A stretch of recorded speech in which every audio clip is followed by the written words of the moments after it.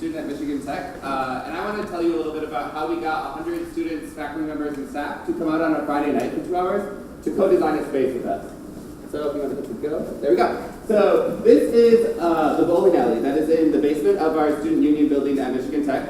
And we have been working for a very long time at Tech to try and get our first makerspace, like innovation space on campus. And it's been a really long struggle, but thanks to our help of our faculty sponsors and some other cool things that have been happening on campus, the University Innovation Fellows are now going to have a really big part in kind of helping design this space. And so this kind of committee worked together, so different people from around campus. We sat down and we said, okay, how can we make this better, right? How can we turn this bowling alley that has a bunch of things torn out of it and turn that into something that's useful for everyone and something that is going to encourage creativity and innovation and things like that. So we started looking at what other schools were doing best and what we thought, like the people at the committee thought was going to be best for everyone else. And around the same time, I came and visited the d.school and realized that maybe what wasn't so important was what the space was like and what everyone else was doing, but maybe what was more important was kind of this idea of co-designing a space and kind of working together to create a space that works for everyone. So we brought together some faculty, some staff, and some students, and we wanted to kind of come up with this plan for engaging them all in one event, in one kind of big culminating thing that would make them feel like this space was theirs and that it was something that they could be proud of and something that they'd make sure that their input was heard. So Megan, another fellow, and I came up with this plan. It was going to be like this 6-hour event on a Friday night. It was going to be so awesome. We thought of all these things, and we realized, okay, well, we started talking to some people at our school, and they did not want to spend 6 hours with us on a Friday night. Like that was not going to happen. So we again had to apply this idea of empathy and kind of figure out how do we just get people to come to this event first, and then help them co-design this space. So we kind of threw that out, but we wanted to keep some things. We wanted to keep some general themes from our event that we came up with.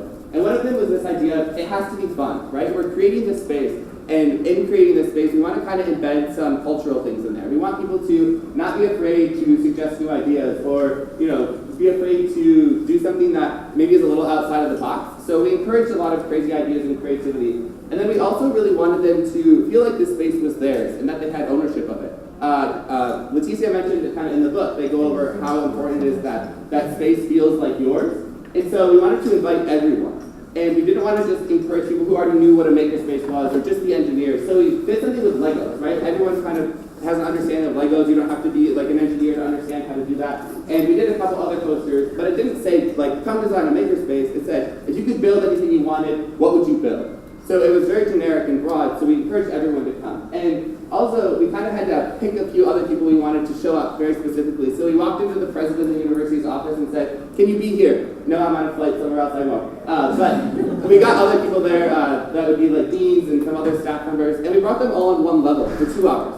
For just 2 hours to say, okay, if we're all working together, if we're all on the same page, what does this look like? And how do we make this best for everyone? And not just for the students who are in this organization or who already have these ideas, but something that's really inviting to everyone.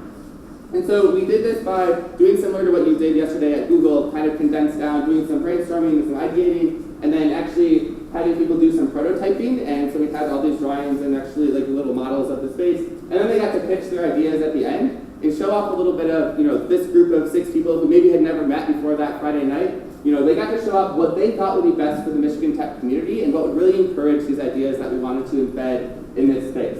And so we're really excited. We had like a pile of papers this big at the end of the night. Mary's laughing back there because she saw it. And so we had to figure out how do we condense this all together. So we worked with the facilities team and came up with this plan. They were really great at kind of bringing all those ideas into one plan. We're really excited to be opening that space, hopefully in the fall, for all students, staff, and faculty members at Michigan Tech.